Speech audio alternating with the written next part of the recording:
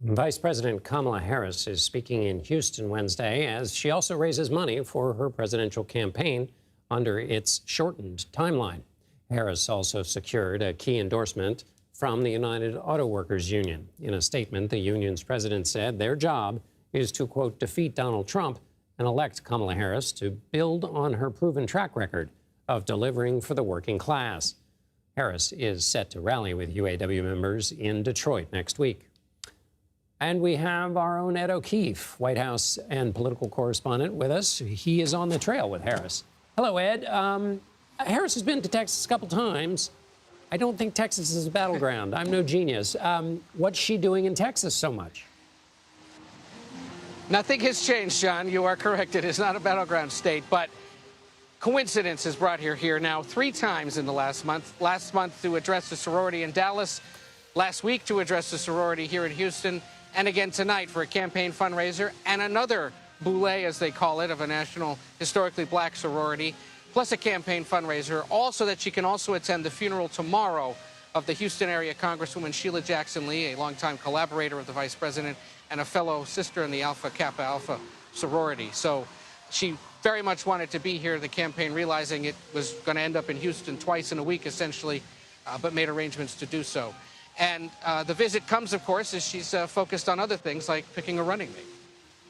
And one of the challenges for any competitor against Donald Trump is when to react to him and when not to take the bait that sometimes he's throwing out there to provoke a reaction. With that windup, what are you hearing from the campaign about the former president's remarks about whether she's black or not? The campaign itself said, quote, the hostility Donald Trump showed on stage today is the same hostility he's shown throughout his life, throughout his term in office, and throughout his campaign. In other words, they're not surprised by what he said today.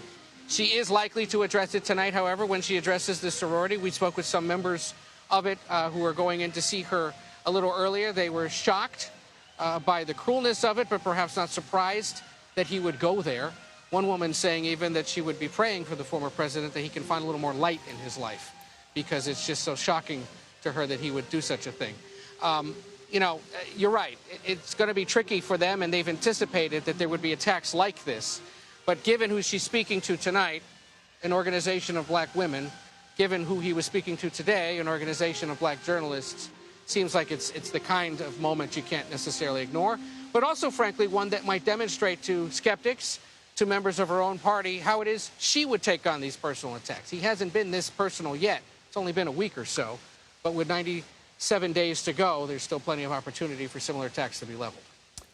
Ed, I was struck by 2 things in listening to the vice president yesterday in Atlanta. The first is a question, which is, how much is Joe Biden a part of her speeches now, as much as it was the first day after she was named? And then the second question is taking it to her opponent on the issue of immigration.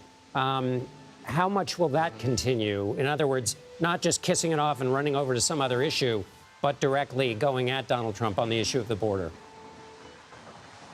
She very much took it on last night from the word go by pointing out the fact that as a California attorney general, she visited those tunnels that were buried underneath to connect the 2 countries, that she prosecuted people who were in drug smuggling or human trafficking.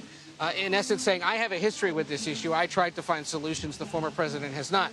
And then very clearly said that if elected president, she would push for passage of that bipartisan border security and immigration bill that was scuttled earlier this year by the former president and Republicans, despite the fact that there were a handful of Republicans negotiating with Democrats in the White House. So that puts her on the record now, in essence, embracing a Biden administration policy or a Biden administration push to address the issue that the president and the vice president have both pointed out Republicans then tried to kill.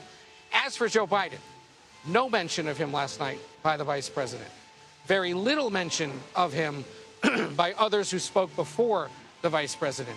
And those we spoke to that were in the crowd made clear, big supporters of him, appreciative of the service he's given to the country, grateful for his decision to step down, but also signaled they wouldn't have necessarily stood in a hot line all day long to see him, even if they would have voted for him in November, They were very excited to see her. And that is a vibe, that is an expectation that her campaign now has, that this is very much about the future. And as they chant at her rallies now, that they don't want to go back. They don't necessarily want to focus on that. They want to find a way to look forward. Ed O'Keefe in Houston. Thank you so much, Ed.